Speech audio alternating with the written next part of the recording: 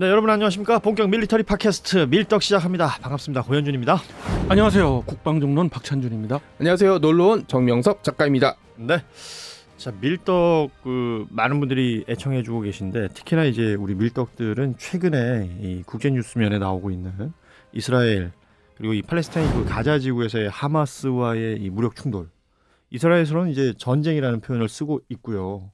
실질적으로도 굉장히 많은 인명 피해들이 있고 재산상의 피해들이 지금 벌어지고 있습니다. 현지 시간으로 7일인데 그때가 또 휴일이었잖아요. 그렇습니다. 휴일날 벌어지는 일에서 첫날부터 뭐 굉장히 많은 민간인들이 뭐 사망했다는 소식부터 다쳤다는 소식 그리고 인질로 납치됐다는 소식. 이 인질로 납치된 사람들도 뭐 국적도 여러 군데라서 그렇죠.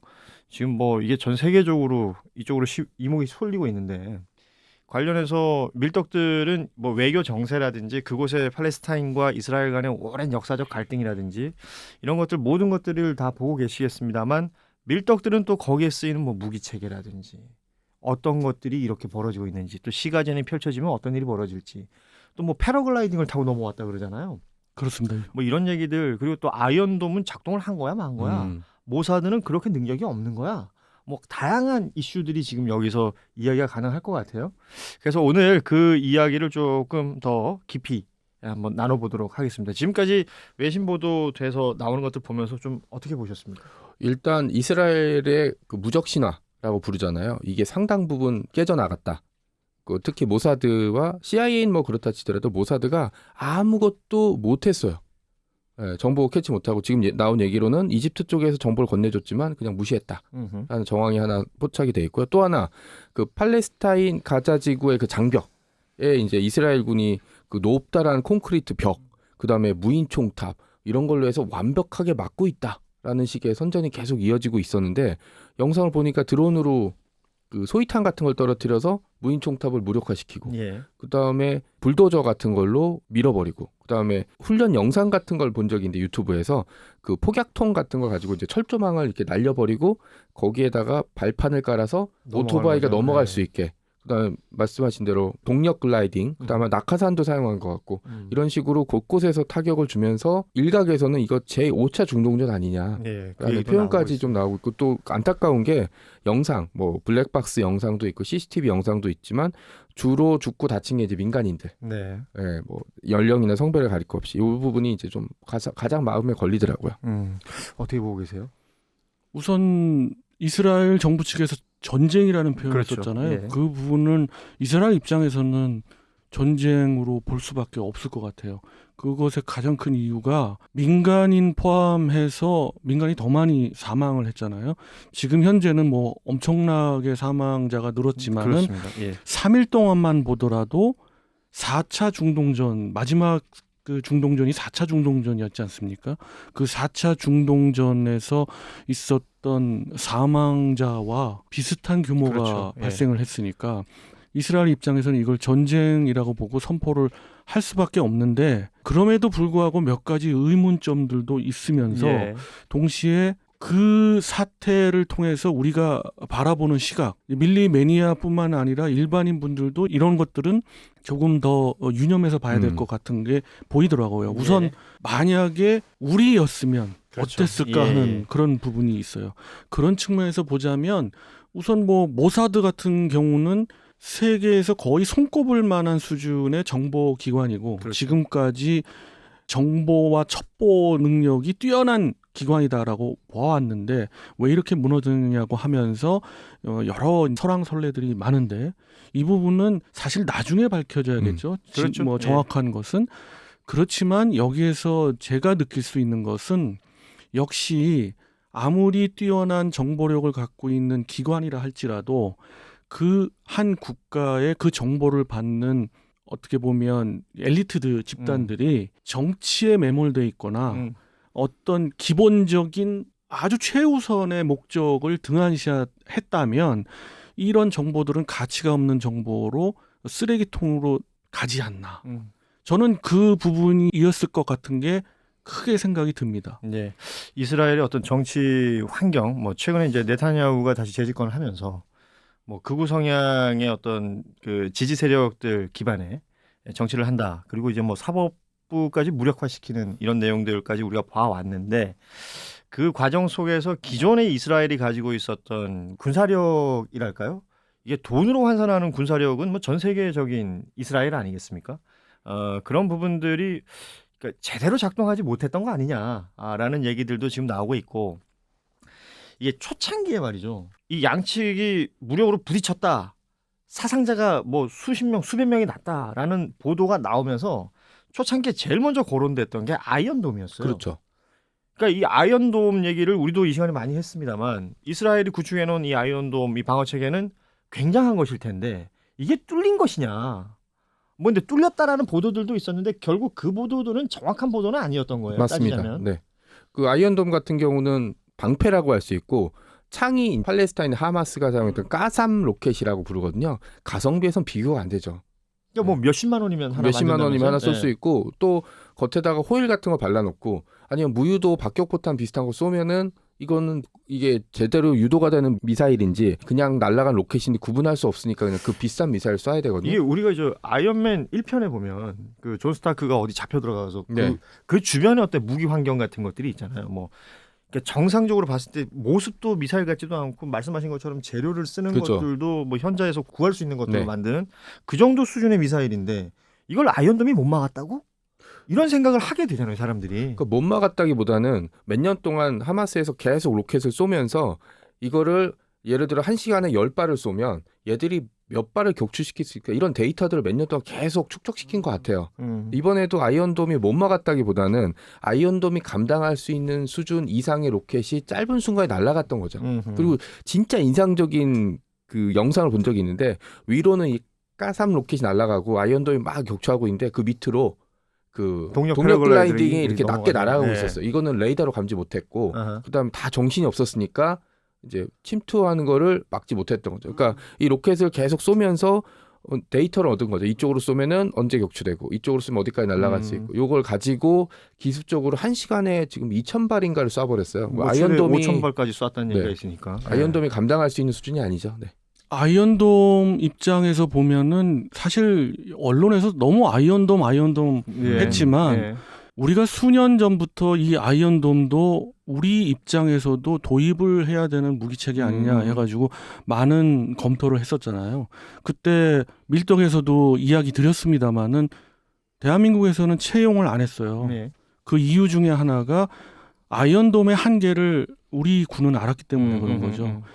뭐 하마스나 헤즈볼라 같은 수준의 그런 단체들이 이 무력을 행사하는 그런 뭐 박격포 공격이랄지 무유도 로켓 공격은 아이언돔으로 충분히 방어를 할 수가 되죠. 있으니까 거기에 맞는 체계지 예. 대한민국 그 방공망에 맞는 체계는 전혀 아니다. 왜? 북한은 하나의 국가고 이 북한의 포병이 퍼부을 수 있는 로켓은 이론적으로 따지면 16,000발이 넘습니다. 양으로 아까 치자면. 뭐 예. 2,000발 하셨는데 예. 1시간에 16,000발을 쏟아부을 수가 예. 있어요. 그렇다면은 아이언돔을 도입해봤자 아무런 실효가 없고 그다음에 아이언돔의 발당 그 단가입니다. 발당 단가도 하마스를 예를 들자면 하마스가 날리고 있는 로켓을 무력화하기 위해서는 너무도 가성비가 안 맞아요. 그렇죠. 몇십만 원짜리 날라오는데 여기서는 뭐 몇천만 원짜리가 날라가야 되죠. 그런 거죠. 예.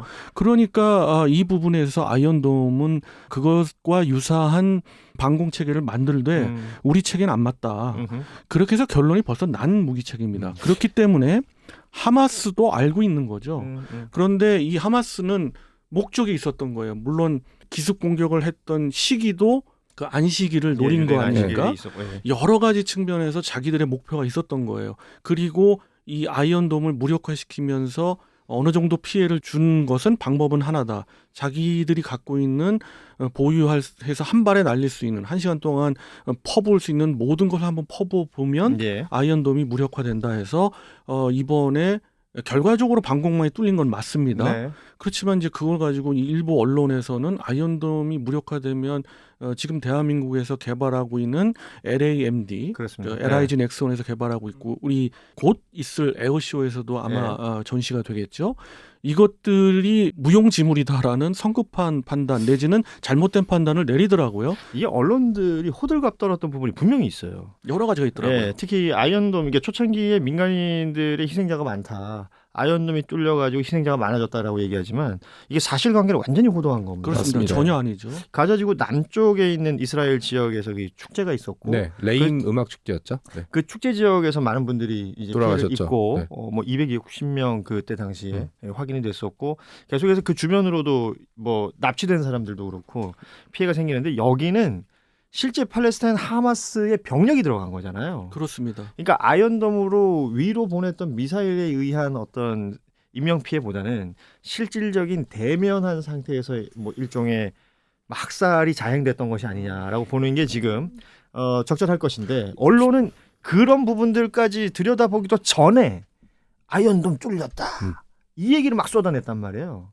이건 호들갑이었어요. 그리고 일종의 자극인 거죠. 그렇죠. 예, 그렇지만 이제 사실관계는 그렇지 않다. 말씀 주신 대로 사망자의 대부분은 총격과 수류탄 그리고 그렇습니다. 박격포 예. 공격에 의해서 특히 민간인들이 굉장히 많이 희생이 됐고요. 이스라엘 측만 보자면 지금 현재만 보더라도 1,000명에 가까운 사망자만 1,000명에 저희가 지금 가까운데 녹음하는 시점이 그렇다는 것이고 더 늘어날 가능성이 훨씬 그럼 높습니다. 물론 네. 있습니다. 그리고 뭐 어느 남부 지역에 그 시신이 아직 수습이 안 되는데도 네. 굉장히 많고요. 그러니까 이게 이스라엘 입장에서는 전쟁이라고 볼 수밖에 없는 거죠. 그렇죠. 반대로 우리 입장에서 생각해 보세요. 대한민국이 그런 공격을 받았다. 이건 전쟁인 거죠. 이게 지금 이제 박찬준 의원께서 이스라엘과 이 팔레스타인의 무장정파 하마스라고 부르잖아요. 네. 그러니까 이걸 팔레스타인 전체 민간인들 그 어떤 단위와 하마스를 등치시키는 건 약간 좀 위험 부담이 있는 부분이 있어요. 그러니까 하마스라고 보면 무장 조직이자 당이라고 볼 수 있고요. 정당이라고 볼 수 있는 거죠. 그리고 네. 이제 정당의 이제 무장 조직인 이번 알 아크사 홍수 작전이라고 부르더라고요. 네, 네, 네. 이 홍수 작전에 투입된 대부분의 부대라고 보시면 될 것 같고. 왜냐하면 팔레스타인 그 가자 지구에 있는 민간인들도 피해를 입고 있어요. 가장 그렇죠. 큰 피해자 중 민간인들이 하나는 가장 피해를 입고 있죠. 지금 그렇습니다. 그런 피해를 이스라엘이 입으면서 이스라엘이 그 대응을 한 게 공군력에 의한 거의 뭐 무차별한. 그렇죠. 그러니까 이런 거죠. 하마스의 무장 조직이 지휘하고 있다고 가정이 되는 지금까지 정보로 가정이 되는 건물 400여 채를 이제 한꺼번에 폭격한 공격을 거죠. 예. 폭격하고 공격한 건데 그게 뭐 사실 이렇게 영상으로 나오는 걸 보시면 알지만은 거기에는 많은 민간인들도 있단 말이에요. 네. 그런 분들도 다 희생이 되는 거죠. 이게 결과적으로 어떤 가자지구 내부의 환경을 우리가 뭐 직접 들여다본 적은 없지만 알려진 바로는 뭐 각종 SOC라든지 이런 것들이 좀 부실하기 때문에 거기는 기반 시설들이 폭격을 맞는다면 그 주변에 있거나 아니면 그 기반 시설에 있거나 민간인들은 치명적인 어떤 피해를 입을 수밖에 없는 것이고 그렇습니다. 그리고 보호를 받을 수도 없어요. 인권 문제를 또 한쪽에서 이야기 안 할 수밖에 없는 게 뭐 전기, 그다음에 물, 다 끊어버릴 수도 다 네. 끊어버리면은 제가 보기에는 앞으로 한 5, 6일을 버티기 힘들 거거든요. 자 지금 그러면서 이제 인질 얘기들 나오고 인질과 이 하마스 측의 이제 요구사항이라는 것이 네. 이미 이스라엘에 잡혀 있는 자국의 인질들, 뭐 어린 또 그렇죠. 이 체포된 사람들과 이제 뭐 막교 그만하자, 뭐 어느 5천 명이고 여기는 몇백 명이고 뭐 이런 얘기들을 하고 있는데 이런 부분들은 향후에 풀어나가야 될 부분이고 이런 문제들 때문에 이스라엘의 어떤 전면전 지금 30만이 넘는 예비군 동원력 내린 것이고 이런 것들이 전면전 준비한다라는 것까지가 지금 저희가 녹음하는 시점까지의 상황인데 이게 실제로 벌어질지 안 벌어질지는 이 인질 문제가 있기 때문에 어떻게 될지 모르겠습니다만은 이제 저희가 밀떡에서 다룰 수 있는 내용들을 좀 다뤄보자는 거예요. 지금 이제 펼쳐지고 있는 어떤 전투의 양상들이 있지 않습니까?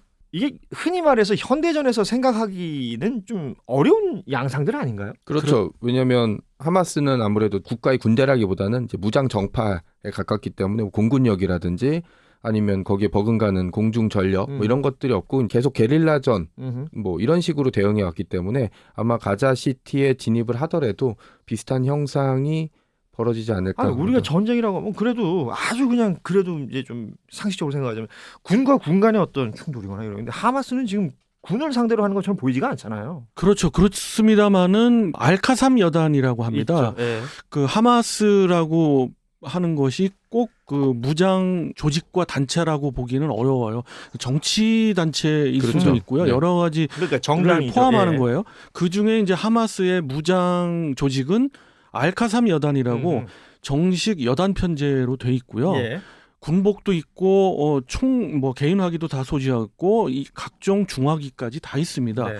그리고 미사일도 일부 있는 물론 뭐 헤즈볼라 수준은 아닙니다만 아니죠. 있고 그다음에 로켓도 지금 보셨다시피 무유도 로켓이지만 상당히 많은 양의 로켓을 자체 제조하고 지금도 재고를 아마도 갖고 있을 겁니다. 물론 그런 재고가 있는 예상되는 부분들을 지금 이스라엘이 계속 공습으로 스마트탄으로 공격하고 있지만 그렇기 때문에 우리가 알고 있는 그런 허술한 무장 조직 테러 그거는 다르죠. 단체와는 네. 조금은 다르다. 그러니까 단순히 어떤 테러 집단으로 보아서는 좀 곤란한 거죠. 그렇습니다. 예. 근데 그럼에도 불구하고 이스라엘이 주저하는 건 단지 인질 문제도 분명히 있겠습니다만은 이것이 중동에서의 확전을 염두에 둔다면 말은 그렇게 합니다. 이스라엘 국민들이 당장 지금 흥분을 한 상태고 국민들을 잠재워야 되고 지금 이스라엘 그 총리부터 한 그 지도부들은 모든 책임을 져야 되기 때문에 그렇죠. 예. 당연히 전면전을 벌이겠다. 지상전을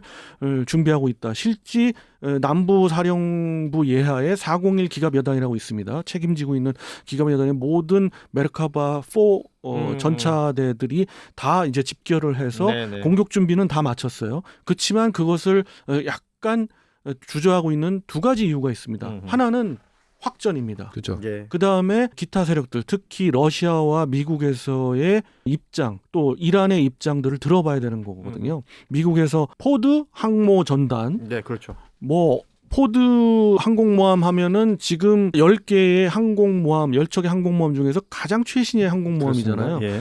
뭐 우연치 않게 거기가 지중해에 배속이 돼 있어서 출동을 했지만 상당히 강력하거든요. 네. 그리고 그 예하에 있는 8항공단부터 해서 전단에 있는 이지스 전투함까지 한다면은 상당한 세력인데 이 세력들이 동지중해로 온다는 얘기는 다른 뭐 이란이랄지 그렇죠. 헤즈볼라들지 여기서 멈춰라. 압박이 되는 확전을 거죠. 하면은 압박이. 예, 우리도 참전한다는 그런 압박이잖아요. 네. 그런 것들이 감안될 때 이게 지상전을 벌이는 것도 미국에서는 지금 조금은 다른 루트를 통해서 자제를 시키고 있는 거 아닌가. 그러니까 바이든 보여집니다. 행정부 입장에서는 정치적인 부담도 있는 거고. 그렇죠. 예. 그 어찌 됐건 지금 지상군 파병은 없는 거다.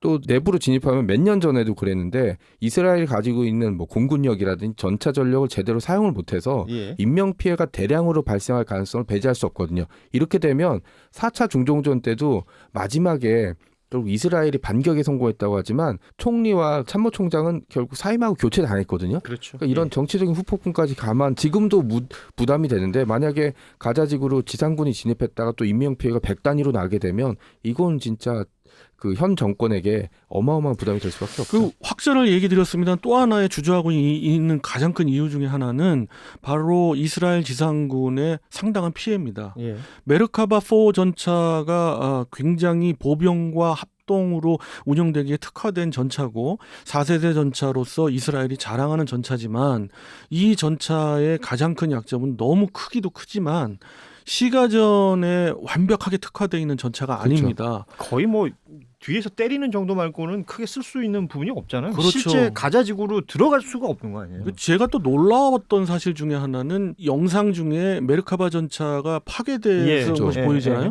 거기에 놀라웠던 거는 이스라엘이 가장 자랑하고 지금 서방의 4세대 전차들이 또는 3.5세대 전차들이 탑재되어 있는 트로피 시스템, 능동방어 시스템을 자국 전차가 탑재치를 안 하더라고요. 뭐 그래서 파괴된 것 같아요.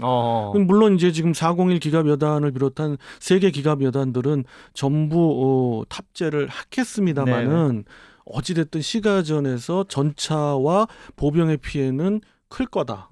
거기에서 이스라엘도 좀 주저하는 거예요. 그럼요. 지금 저희가 이제 뭐 시간 관계도 있고 이게 현재 진행 중인 상황이다 보니까 또 무슨 일이 어떻게 벌어질지 모릅니다.